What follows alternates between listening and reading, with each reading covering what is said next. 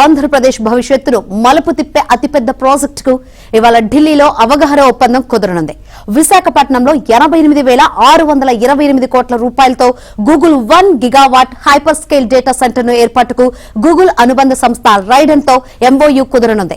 దేశంలోనే తొలి కృత్రిమ మేధస్సు కేంద్రం ఏర్పాటుకు గూగుల్ ఏఐ హబ్ పేరుతో కూటమి ప్రభుత్వం విశాఖపట్నంలో శ్రీకారం చుట్టనుంది. ఢిల్లీలోని తాజ్ మాన్సింగ్ హోటల్లో ఉదయం 10 గంటలకు ముఖ్యమంత్రి చంద్రబాబు, కేంద్ర సమాచార ప్రసార శాఖల మంత్రి అశ్విని వైష్ణవ్, కేంద్ర ఆర్థిక మంత్రి నిర్మలా సీతారామన్, మంత్రి లోకేష్ సమక్షంలో ఏపీ ప్రభుత్వ ప్రతినిధులు, గూగుల్ ఉన్నత స్థాయి బృందం ఎంఓయూపై సంతకాలు చేయనున్నారు.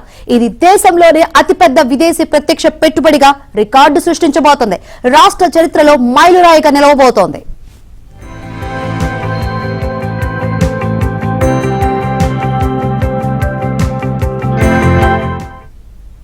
ఏపీని ఏఐ ఆధారిత ఆవిష్కరణలు, డిజిటల్ ట్రాన్స్ఫర్మేషన్ లో దేశంలోనే అగ్రగామిగా నిలపడమే ఈ ఒప్పంద ప్రధాన లక్ష్యం. మంత్రి లోకేష్ గతేడాది అక్టోబర్ 31వ తేదీన అమెరికా పర్యటన సందర్భంగా శాన్ ఫ్రాన్సిస్కోలో Google cloud CEO Thomas Kurian తో జరిపిన చర్చల్లో ఈ ప్రాజెక్టు ప్రతిపాదించారు.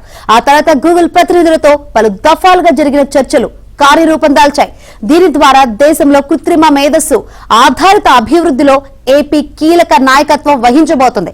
ఈ ప్రాజెక్టు ద్వారా గూగుల్ రాబోయే 5 ఏళ్లలో సుమారు 88,628 కోట్ల పెట్టుబడి పెట్టనుంది. ఇది ఏషియాలోనే గూగుల్ చేపట్టే అతిపెద్ద ప్రాజెక్టులో ఒకటిగా నిలవనుంది. ఈ పెట్టుబడి ద్వారా వేల సంఖ్యలో ప్రత్యక్ష, పరోక్ష ఉపాధి అవకాశాలు లభిస్తాయి.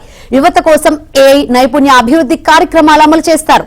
ఈ ఏఐ హబ్ ద్వారా విశాఖకు మరిన్ని గ్లోబల్ పెట్టుబడులను ఆకర్షించే అవకాశం ఉంది. తద్వారా టెక్నాలజీ, ఇన్నోవేషన్ రంగాల్లో విశాఖ ప్రధాన కేంద్రంగా మారుతుంది.